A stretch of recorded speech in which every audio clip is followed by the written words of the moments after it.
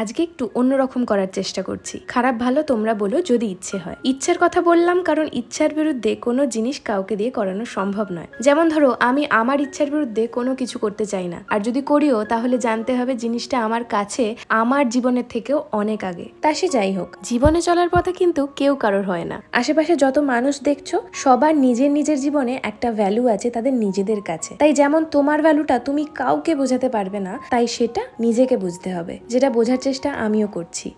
Distraction আসবে, অনেক অনেক মেস আপ করবে, বাট দিনের শেষে রাতে ঘুমানোর আগে নিজেকে একটা বার প্রশ্ন করে দেখো যে তোমার পাশে এই মুহূর্তে কে আছে মানসিকভাবে, তুমি কিন্তু নিজেকেই খুঁজে পাবে। তাই যে যেমন করছে করুক, বাট সেটা যদি কোনোভাবে তোমার ক্ষতি করে, তোমার মেন্টাল হেলথের দফারফা করে, তাহলে সেটা থেকে নিজেকে বের করে আনাটাই ভালো। আমি বলছি না মানুষগুলোকে ছেড়ে দিতে, তবে হ্যাঁ অভ্যেসটা বদলাতে হবে, নিজের জন্য নিজেকে দাঁড়াতে হবে। তাই দেখা হচ্ছে নেক্সট ভিডিওতে, আর এই ভিডিওটা কেমন লাগলো জানাতে ভুলো না।